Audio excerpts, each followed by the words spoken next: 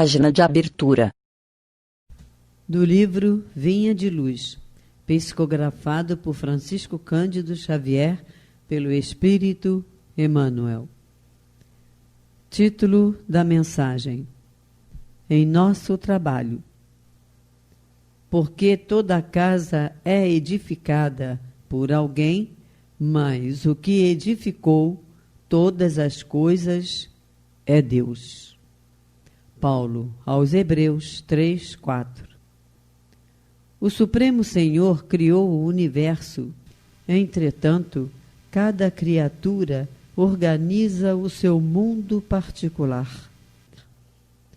O arquiteto divino é o possuidor de todas as edificações.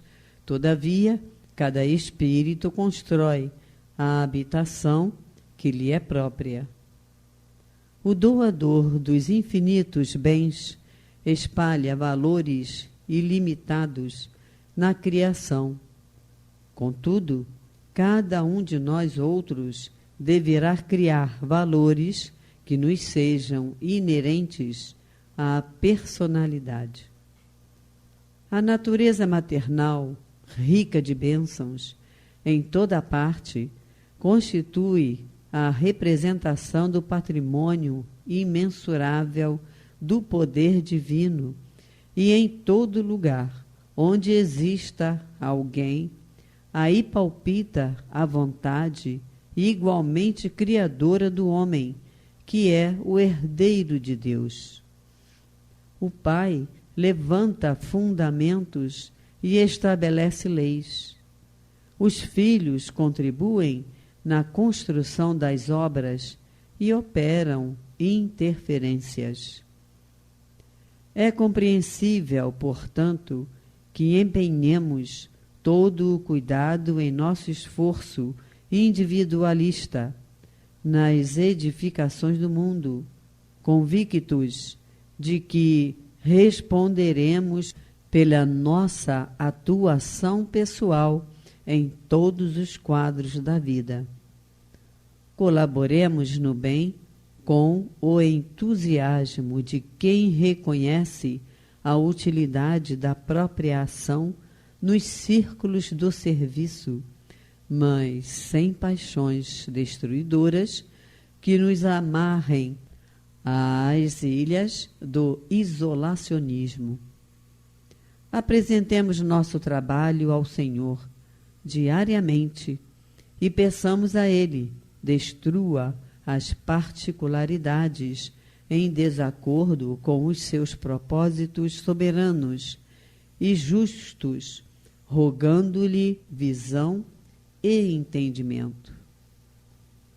Seremos compelidos a formar o campo mental de nós mesmos, a erguer a casa de nossa elevação e a construir o santuário que nos seja próprio.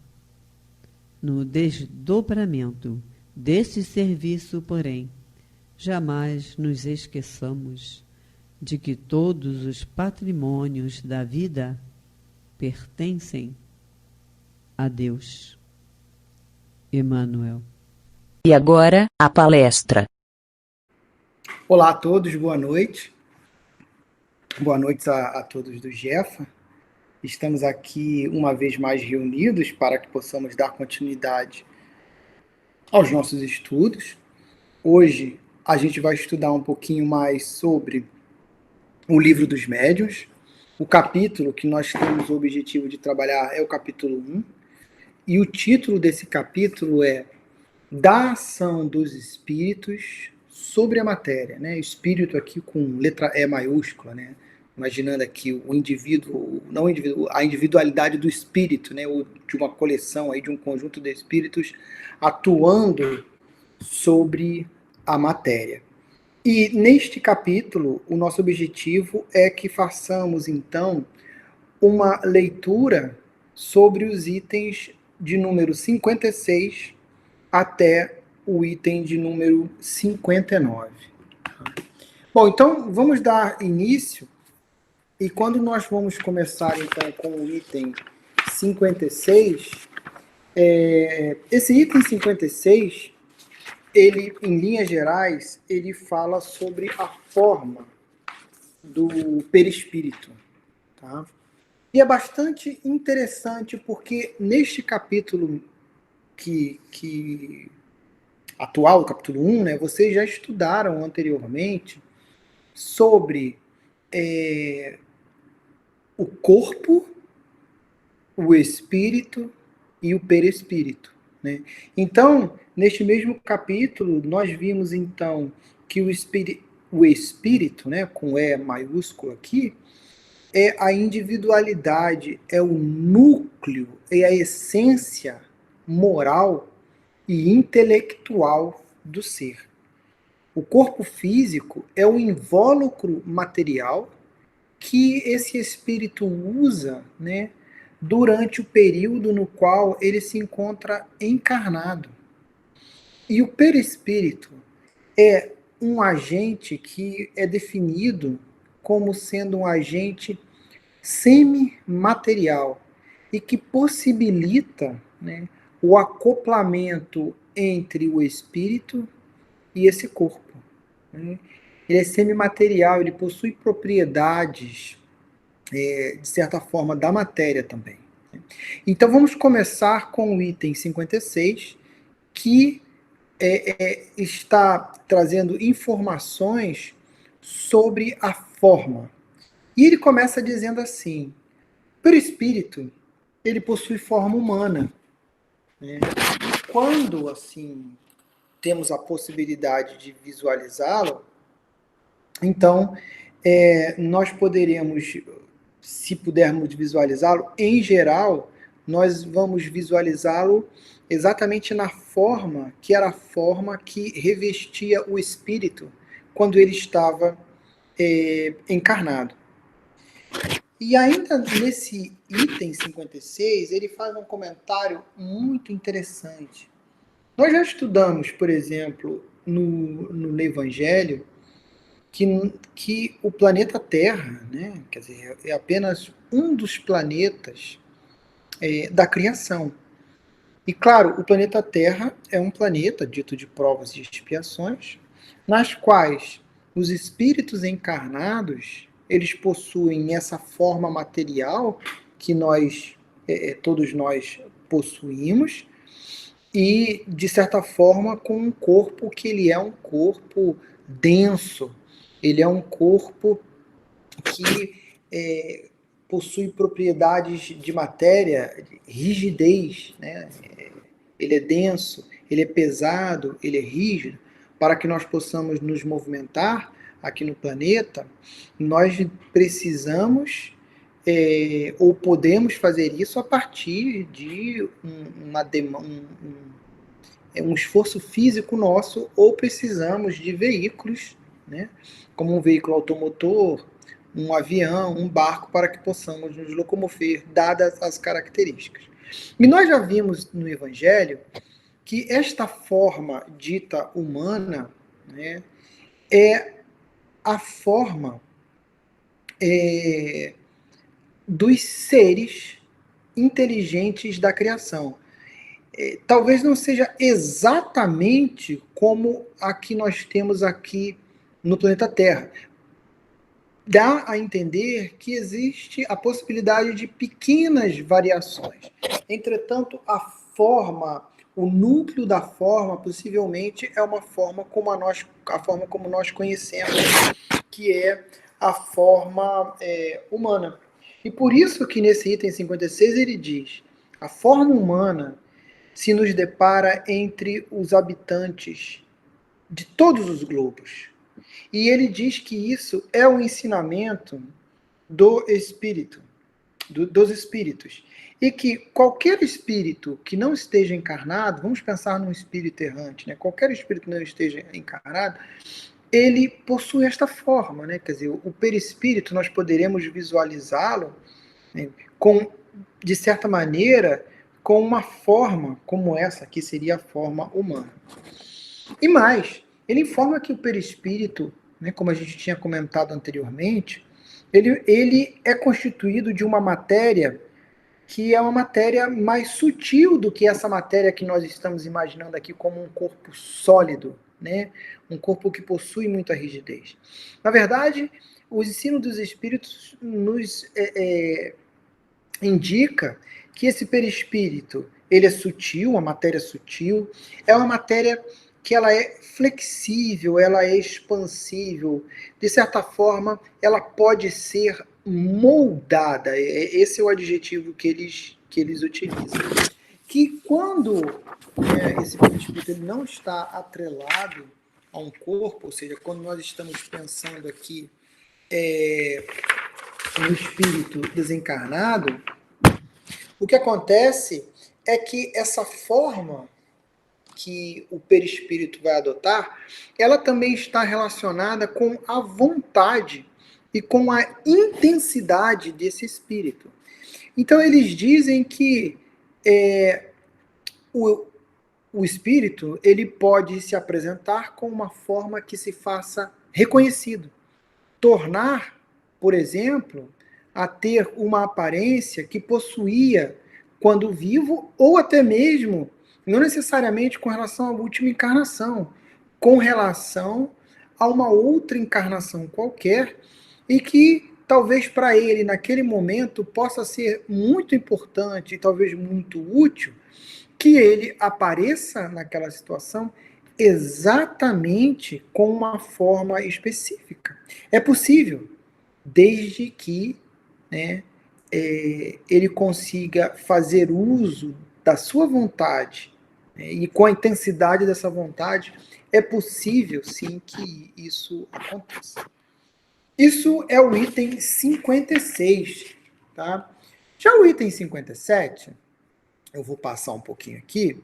O item 57, ele nos fala, em linhas gerais, sobre a natureza do perispírito, né?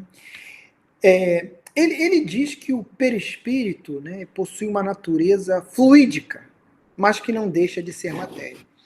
E é bem interessante quando a gente usa esse adjetivo fluídico, porque nós não podemos esquecer de maneira nenhuma que Kardec, né, a gente sempre vai falar isso, professor, Kardec, um homem assim com uma didática incrível, um homem capaz de organizar um grande conjunto de informações de maneira sistemática, né, facilitando o nosso aprendizado. Ele era um homem que naquela época ele tinha acesso às informações da ciência da época. E era muito comum a utilização do termo fluido, né? Fluido eletromagnético, fluido magnético, fluido térmico. E, na verdade, possivelmente, ele devia estar falando sobre energia, né?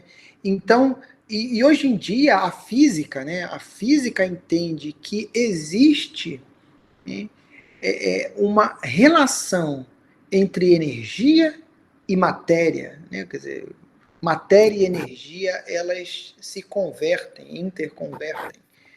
Você pode ter energia que será convertida em matéria e matéria convertida em energia. Existe esta equivalência. Então, eu estou imaginando que com essa frase, né, que o perispírito é fluídico, mas não deixa de ser matéria. Ou seja, ele tem sim essa vertente material, mas ao mesmo tempo ele é energia. Ele é uma forma de energia. E a gente não pode esquecer, até mesmo aqui no nosso planeta, quando nós, por exemplo, vamos estudar os conceitos de físico-química, né, lá no primeiro grau, no segundo grau, nós verificamos que, por exemplo, a água, né, que se encontra em estado líquido, aqui a temperatura ambiente, uma vez que essa porção, um certo volume de água, ele seja colocado dentro de um freezer, após um certo número de horas, se nós abrirmos a porta do freezer, nós vamos verificar que aquela quantidade de matéria, né, que era um fluido, que na verdade poderia assumir a forma, né, do recipiente na qual ela se encontrava, uma vez dentro do freezer por um certo número de horas, assume uma forma sólida, que é o gelo. E mais, nós sabemos ao mesmo tempo que aquela porção de matéria, água, no estado líquido, uma vez que seja aquecido até a temperatura de 100 graus, ela consegue, então, devido àquela quantidade de energia que ela recebe, ela se torna, né, se transforma em vapor.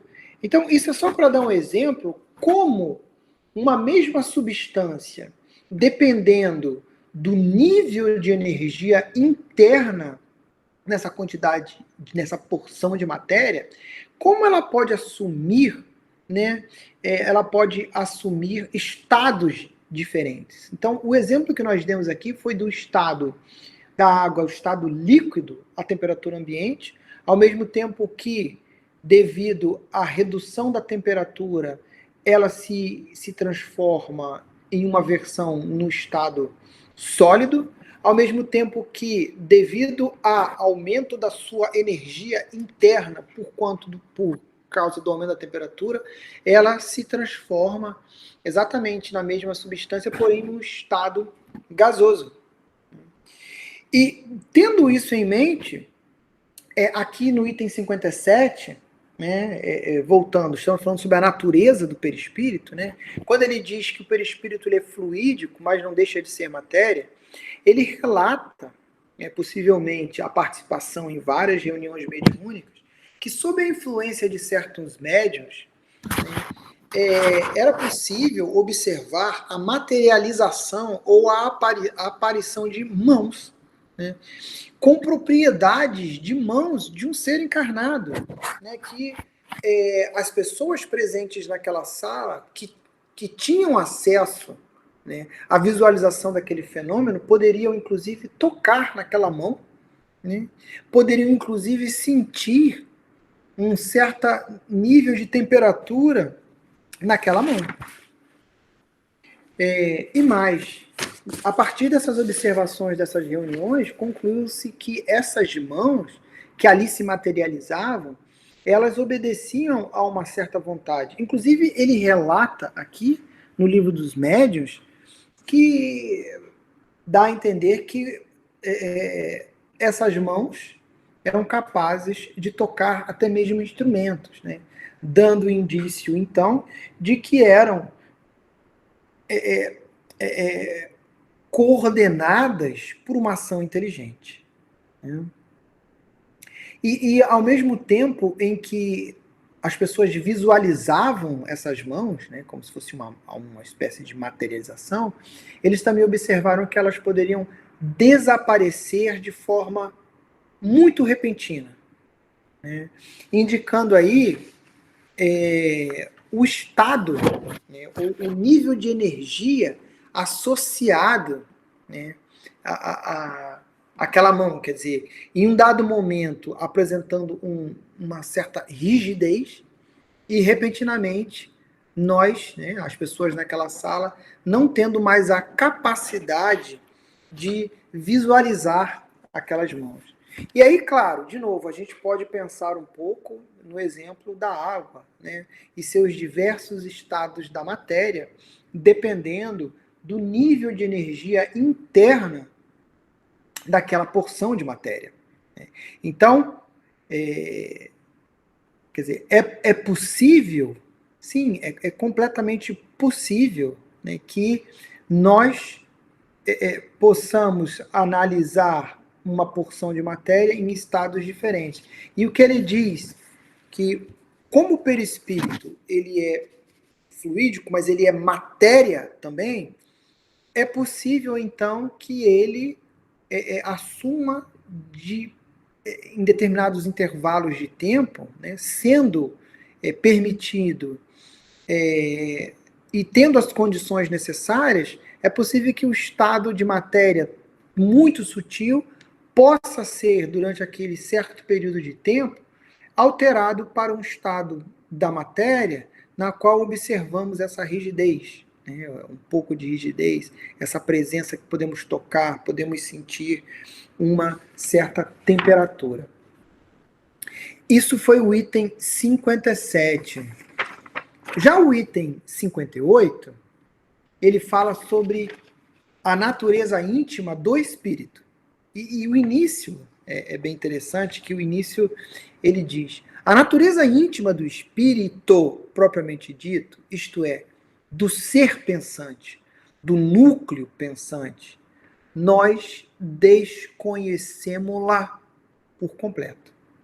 Ou seja, ao mesmo tempo que ele diz que o corpo, né, é matéria, que o perispírito é formado também de matéria, porém em um estado de energia diferenciado com relação ao que nós chamamos de matéria aqui, né, que ele chama sutil, ele está dizendo que o estado íntimo do espírito, propriamente dito, né, do ser pensante, do núcleo pensante, isso é desconhecido. Né? Apenas pelos seus atos ele se nos revela, e seus atos não nos podem impressionar os sentidos, a não ser por um intermediário, material. Então é bem interessante, nós podemos então analisar os atos, os efeitos dos espíritos. Mas se nós estamos encarnados, para que possamos então ter nossos sentidos impactados, impressionados, tocados, né, pelos atos dos espíritos, esse espírito ele precisa de algum intermediário material. Né? Vamos lá, só mais um item 5. E essa frase era bem interessante, né? Quando diz que o espírito precisa, né, da matéria para atuar sobre a matéria. O espírito precisa da matéria para atuar sobre a matéria. Tem por instrumento direto da sua ação o perispírito, claro, porque o espírito não pode atuar sobre a matéria, mas o espírito, de alguma maneira, ele tem como impulsionar ou transmitir essa vontade através desse perispírito, que é este invólucro semimaterial, e a partir das informações do perispírito, aí sim ele pode ter uma atuação de alguma forma sobre a matéria. E existe uma outra informação muito importante que ele traz, né? Porque ele diz assim: o espírito precisa pôr da matéria para atuar sobre a matéria. O espírito tem por instrumento direto de sua ação o perispírito, como o homem tem o corpo. Ora, o perispírito é matéria, conforme acabamos de ver. E depois serve-lhe também de agente intermediário o fluido universal, espécie de veículo sobre que ele atua, como nós atuamos sobre o ar, para obter determinados efeitos. E nós já estudamos no Livro dos Espíritos que o fluido cósmico universal, na verdade, a partir das variações do que nós chamamos de fluido cósmico universal, nós conseguimos atingir todos os estados da matéria. Na verdade, assim como nós estamos aqui embebidos, nesse exato momento, aqui num grande aquário de ar, né? Na verdade, esse fluido cósmico, nós estamos embebidos também dentro desse fluido cósmico universal.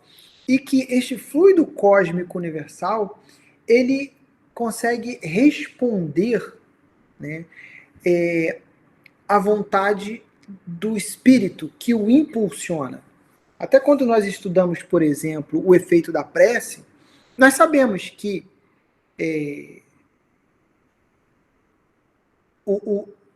a prece, né, uma vez que nós nos recolhamos, façamos um pensamento sincero em Deus, façamos um pedido sincero, se nós decidimos pensar em alguém, pedir por alguém, essa informação, ela vai chegar até o seu destino. E, assim, a potência com que ela vai chegar, ela vai depender da intensidade, da sinceridade com que nós estejamos fazendo aquilo. E ao contrário, por exemplo, de um estímulo no ar, que eu sei que eu posso estimular as moléculas de ar que vão sofrer um certo tipo de vibração que se propaga até chegar aos meus ouvidos, porém eu sei que daqui a 20 metros, uma pessoa que está a 20 metros, ela não vai ser capaz de escutar ou de sentir a vibração das moléculas do ar devido ao efeito do meu estalido de dedos, porque existe dissipação mecânica no meio do caminho. Quando a gente fala da prece, essa informação ela consegue se propagar, né? Ela consegue viajar através desse fluido cósmico universal e consegue chegar exatamente até seu destino. Então, esse fluido cósmico universal ele pode ser impulsionado pela vontade do Espírito. Por isso eu vou reler aqui, né? A releitura diz: o Espírito precisa, pois, de matéria para atuar sobre a matéria. Tem por instrumento direto de sua ação o perispírito, como o homem tem como instrumento o corpo. Ora, o perispírito é matéria, conforme acabamos de ver. Depois, serve-lhe também de agente intermediário o fluido cósmico universal, uma espécie de veículo sobre que ele atua, como nós atuamos sobre o ar, para obter determinados efeitos por meio da dilatação, da compressão, da propulsão ou das vibrações. E quando a gente interpreta dessa maneira, a gente então consegue entender que o espírito atua sobre a matéria e que todos os efeitos que resultam disso são fatos naturais, né? E que não possuem nada de maravilhoso, nada de sobrenatural. São causas naturais. Se foram consideradas sobrenaturais no passado, é porque desconhecíamos essa causa. E ele termina fazendo um comentário bem interessante, porque ele diz assim: é uma ordem nova de fatos, que uma nova lei vem explicar, e dos quais, dentro de algum tempo, ninguém mais se admirará, como ninguém se admira hoje de se corresponder com outra pessoa a grande distância, em alguns minutos, por meio da eletricidade. É bem interessante quando ele coloca isso, porque Kardec está falando sobre uma tecnologia do tempo dele, que talvez fosse até o telégrafo, né? Que talvez naquela época você fosse uma grande novidade para a maior parte da sociedade. Como é que você conseguiria mandar um sinal de um ponto a outro, né, a partir de um código? Agora, se a gente imagina, né, o número de décadas que já se passaram desde lá, eu fico pensando se nós seríamos capazes de conceber ou de imaginar o conceito de internet na década de 80. Né? Realmente, hoje, nós temos um computador muito pequeno em nossas mãos, que é um celular, e que a gente consegue fazer ligações, né, para pessoas de qualquer lugar do mundo com um vídeo. Né? A gente consegue fazer uma ligação com um vídeo, passar informações, fazer pagamento das contas, acessar nosso banco, fazer uma busca, fazer um estudo. Então, o que ele está dizendo é que, na verdade, da mesma maneira como hoje em dia todos nós, né, aceitamos como algo supernatural o efeito de um computador, que é o nosso celular, as nossas mãos, vai chegar um momento em que a sociedade, o planeta Terra, todos nós vamos entender que a forma com que o espírito atua sobre a matéria é exatamente supernatural. Né? É supernatural, não existe nada de extraordinário. E, para fechar, ele nos traz um questionamento, que poderíamos pensar, um questionamento sobre uma pessoa cética, que seria o seguinte: perguntar-se-á, talvez, como pode um espírito, com o auxílio de matéria tão sutil, atuar sobre corpos pesados e compactos, e também suspender corpos pesados, massas. E ele, vamos interpretar isso como uma objeção, e o que ele diz é: semelhante objeção, se formulada dessa maneira, eu vou concluir, né, seria o comentário de Kardec, que não está sendo feito por um homem de ciência, Por quê?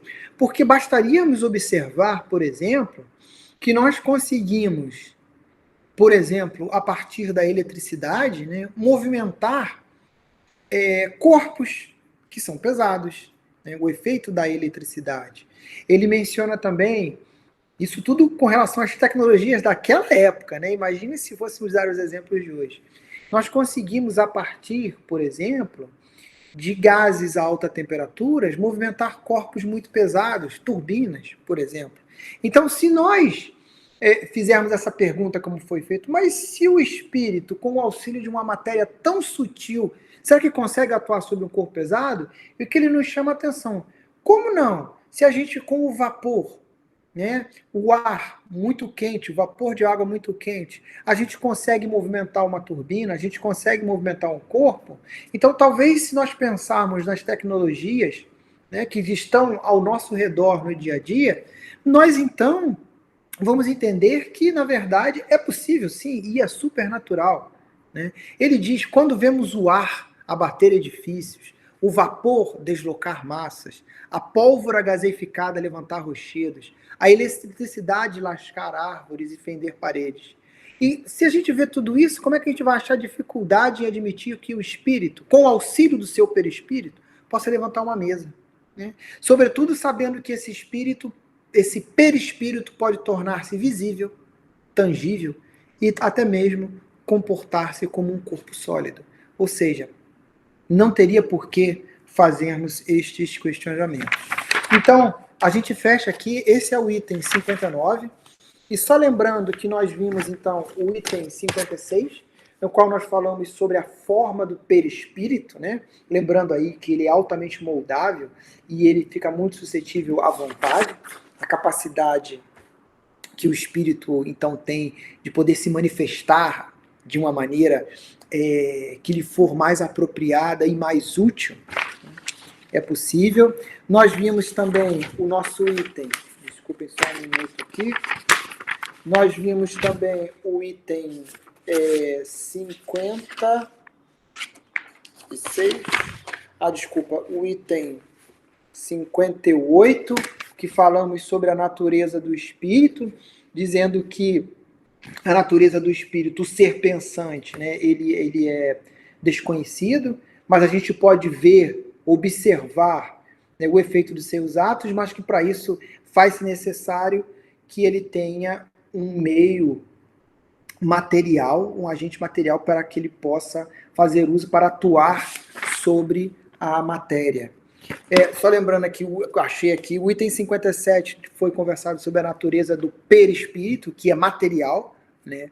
É semimaterial, né? Semimaterial, mas tem ali esse agente da matéria e possibilita que o espírito, através do seu perispírito, possa atuar sobre a matéria. E por fim, nós vimos essa pergunta, que seria uma objeção, né? Como é que o espírito, fazendo uso de uma substância semimaterial tão sutil, pudesse atuar sobre corpos pesados, e ele nos traz informações aí sobre vapor, eletricidade e diversos outros fenômenos que nós verificamos que a gente conhece no nosso dia a dia, então não teríamos nenhum motivo pelo qual ter uma dúvida com relação a essa capacidade do espírito, né, através do seu perispírito, fazer a movimentação de corpos pesados. Pessoal, era isso, a gente fechou aqui todos esses itens, fechamos no item 59, que fechou o capítulo 1 do Livro dos Médiuns. Desejo aí um bom dia, uma boa tarde, uma boa noite para todos vocês. Fiquem todos com Deus, que Jesus esteja sempre em nossos corações.